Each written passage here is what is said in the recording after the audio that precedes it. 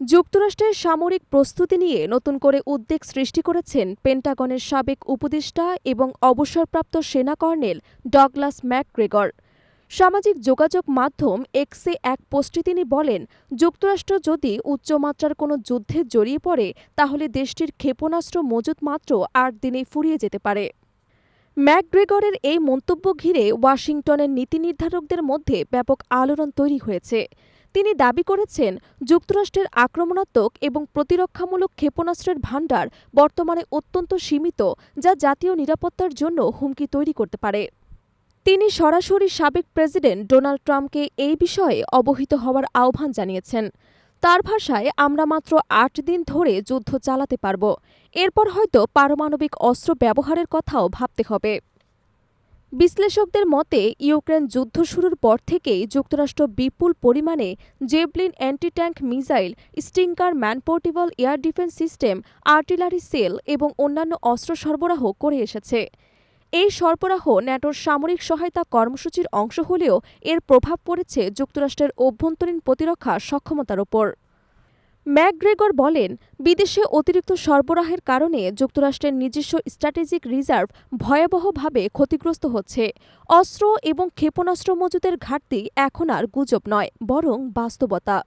প্রতিরক্ষা বিশ্লেষকরা মনে করছেন, যুক্তরাষ্ট্রের অস্ত্রশিল্প বর্তমানে উৎপাদনে ধীরগতি, প্রযুক্তিগত সীমাবদ্ধতা এবং কাঁচামাল সরবরাহ ঘাটতির কারণে যুদ্ধের জন্য দীর্ঘমেয়াদী প্রস্তুতি নিতে পারছে না।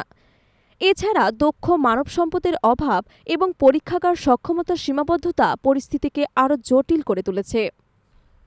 মার্কিন প্রতিরক্ষা খাতের বৃহৎ প্রতিষ্ঠানগুলো যেমন রাইথিয়ন, লকহিড মার্টিন এবং নর্থ্রপ গ্রুম্যান নতুন উৎপাদন লাইন স্থাপনের উদ্যোগ নিলেও তা বাস্তবায়নে কিছুটা সময় লাগবে।